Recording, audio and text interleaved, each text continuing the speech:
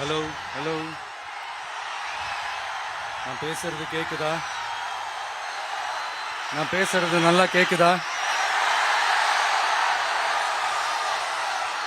ஏன்னா காலையில நான் பேசும்போது நான் பேசுறதே ஒரு 2 செகண்டுக்கு அப்புறம் தான் எனக்கே கேட்டுச்சு. Hello hello hello hello hello, கேக்குதா? இல்ல காலையில நான் பேசும்போது நான் பேசுறதே எனக்கே ஒரு 2 செகண்ட் கழிச்சு தான் கேட்டுட்டு இருந்தது. அதனால கொஞ்சம் கன்ஃபியூஸ் ஆயிட்டேன்.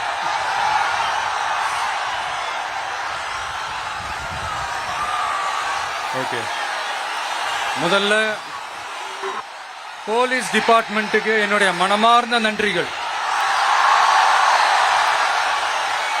அவங்க இல்லனா அந்த பைபாஸ்ல இருந்து இந்த ஸ்பாட்டுக்கு என்னால வந்திருக்க முடியுமான்னு எனக்கே தெரியல. So once again, thank you so much.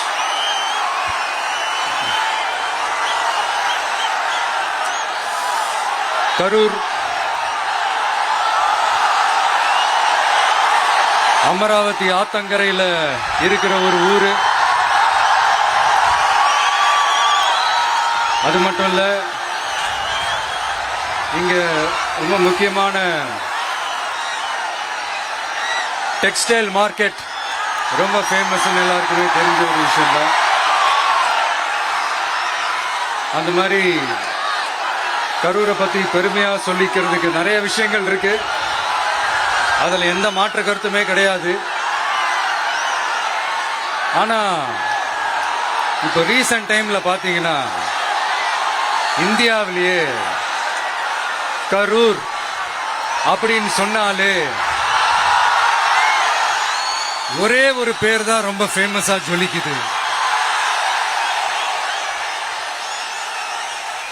அதுக்கு யார் காரணம்?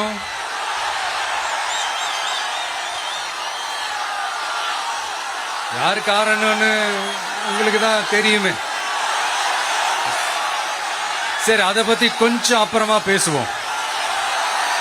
இப்ப நம்ம கரூர் மாவட்டத்தில் இந்த வாக்குறுதிகள்லாம் கொடுத்தாங்கல்ல, அது செய்வோம் இது செய்வோம் எல்லாம் சொன்னாங்கல்ல, அது ஒரு சின்ன லிஸ்ட் தான். அதை ஃபர்ஸ்ட் பார்த்துடலாம்.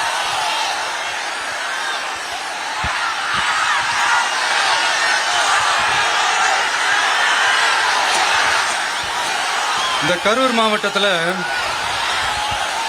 இந்த பேரீச்சை வளர்க்க சிறப்பு திட்டம் செயல்படுத்தப்படும். இத்திட்டத்தின்படி பேரீச்சை வளர்க்க நிதி உதவி வழங்கப்படும்.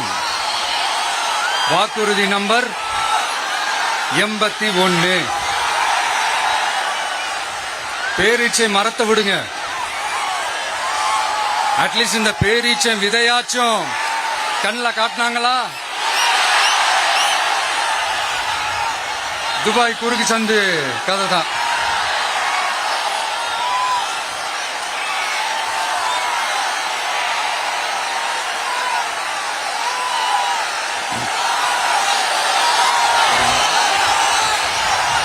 போறீங்களா? அடுத்து இன்னொரு வாக்குறுதி இருக்கு. கரூர் விமான நிலையம் அமைக்க நடவடிக்கை எடுக்கப்படும்னு வாக்குறுதி நம்பர் 448. ஆட்சியே முடிய போகுது. 4.5 வருஷம் முடிஞ்சிருச்சு. இப்ப போய் ஒன்றிய அரசு கிட்ட அமைச்சர் போய் கோரிக்கை வைக்கிறாரு. என்னன்னு? ஏர்போர்ட் கட்டணும். ஐயா அமைச்சரே, இதுதான் உங்க டக்கா?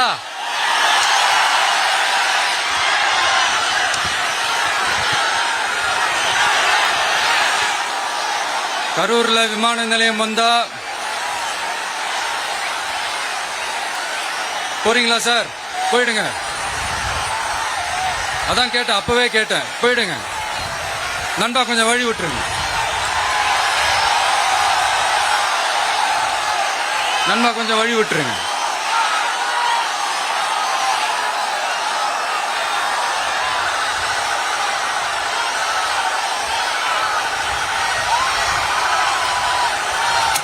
கொஞ்சம் கொஞ்சம் வழி விட்டுருங்க.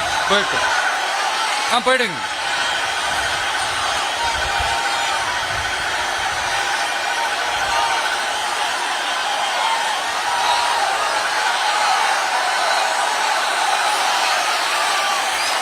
Super super super.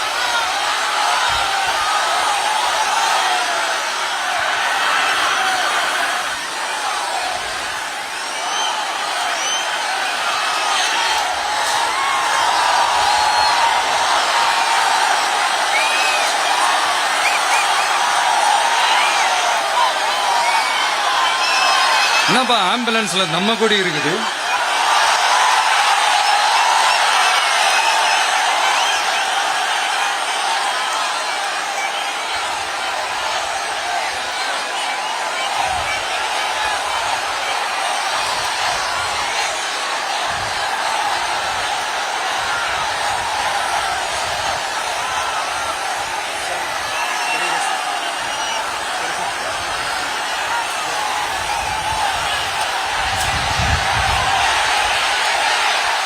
என்னாச்சு?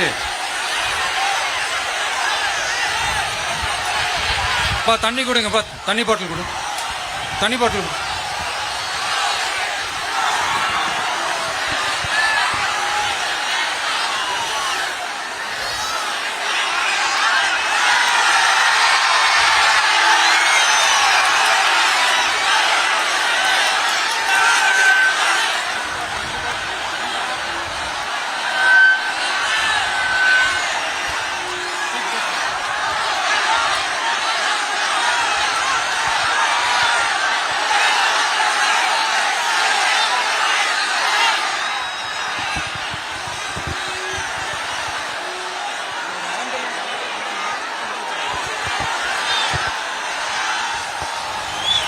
ஜெகதீஷ், உடனே ஒரு ஆம்புலன்ஸ் கூப்பிட்டுருப்பா. கண்டினியூ பண்ணவா பேசுறது? நான் அந்த ஏர்போர்ட் கட்டுறதை பத்தி சொன்னேன் இல்லைங்களா? அது இங்க கட்டினா அந்த ஜவுளி தொழில்லாம் ரொம்ப நல்லா டெவலப் ஆகுன்றது உண்மையான விஷயம்தான். But at the same time இந்த பரந்தூர் மாதிரியே இந்த மக்கள் பாதிக்காத வண்ணம் அந்த இடங்களா பார்த்து அந்த ஏர்போர்ட் கட்டினா இன்னும் நல்லா இருக்கும். அப்புறம் நம்ம கரூர் பிரச்சனைக்கு வருவோம். இந்த மணல் கொள்ளை தாங்க கரூரோட தீராத தலைவலி. மணல் கொள்ளை கரூரை வறண்ட மாவட்டமாக்கிட்டது மட்டும் இல்லாம சட்டவிரோத கல் குவாரிகள் கரூரின் கனிம வளத்தை அழிச்சுக்கிட்டு இருக்கு. இதுக்கு காரணம் யாரு? சிஎம் சார் 11 மணிக்கு பதவி ஏத்துக்கிட்டா 11:05 மணல் கொள்ளை அடிக்கலாம்னு ஓபனா சொன்னவங்க தானே உங்க ஆளுங்க. 2026 மணல் கொள்ளை அடிக்கிறவங்க கிட்ட இருந்து அதுல வர்ற பணத்தை வச்சு தமிழ்நாட்டு மக்களை விலைக்கு வாங்கிடலாம்னு கனவு காண்றவங்க கிட்ட இருந்து நம்ம காவிரி தாய்க்கும் கரூருக்கும் விடுதலை வேண்டுமா வேண்டாமா? கிடைக்கும், கவலைப்படாதீங்க.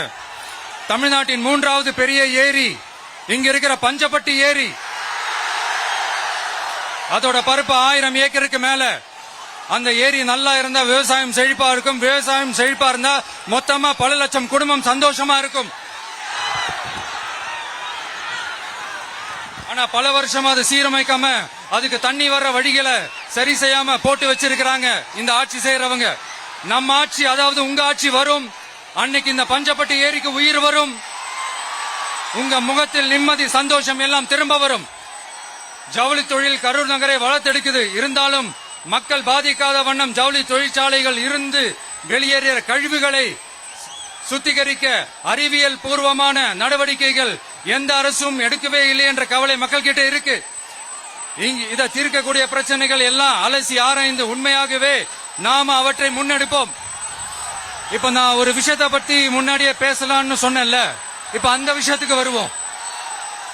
இப்போ கரூர்ல வழி விட்டுருங்க அகைன். அப்ப நம்ம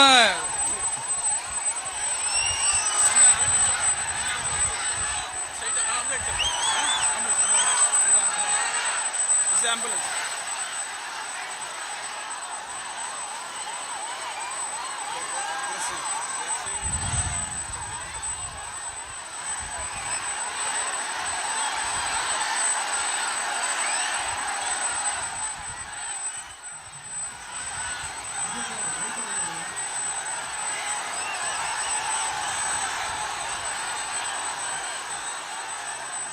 கொஞ்சம் வழி விட்டுருங்க நண்பா, ப்ளீஸ் ப்ளீஸ் ப்ளீஸ், கொஞ்சம் வழி விட்டுருங்க.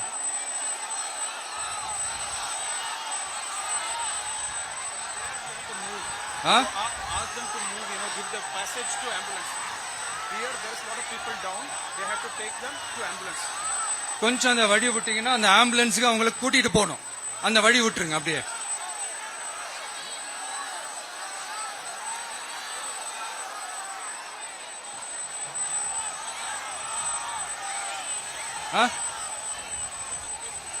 ஓகே.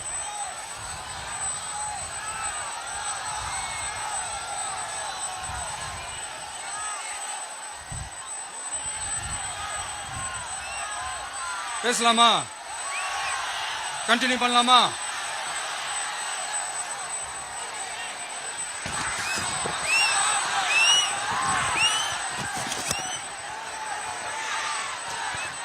இங்க கரூர்ல இருக்கிற முக்கியமான பிரச்சனைகளை பத்தி நம்ம பார்த்தோம் இல்லையா?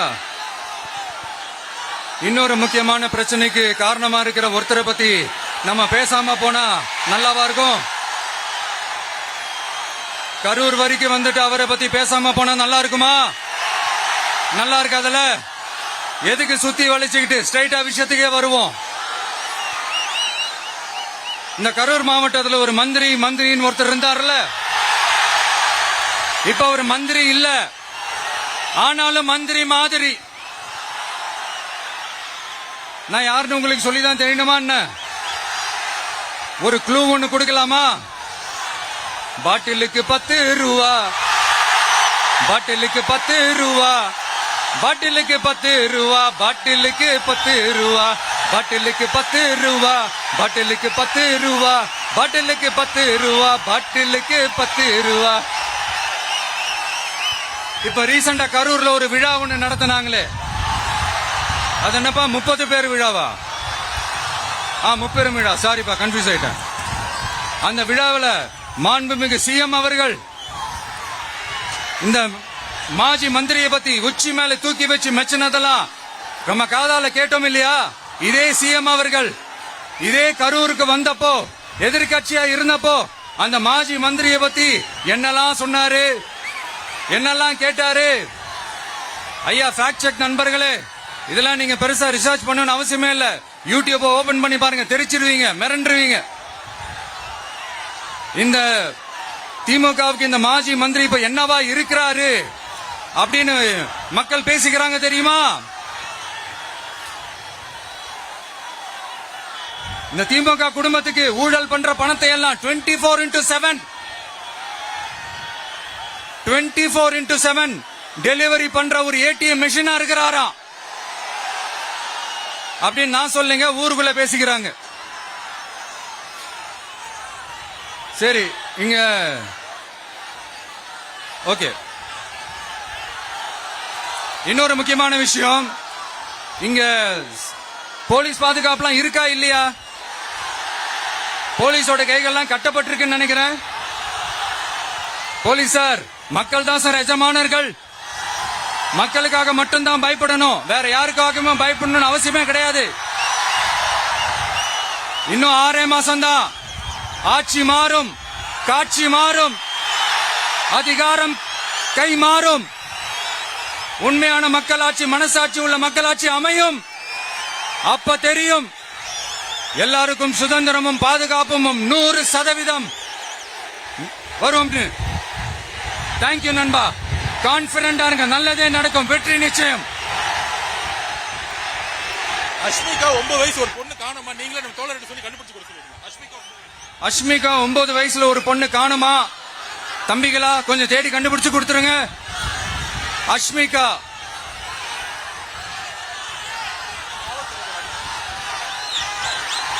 Police sir, please sir, please help sir, please. Thank you தான், thank you. See you all, thank you. கான்பிடண்டா இருங்க, நல்லதே நடக்கும், வெற்றி நிச்சயம். மீண்டும் சந்திக்கும் வரை நன்றி, வணக்கம்.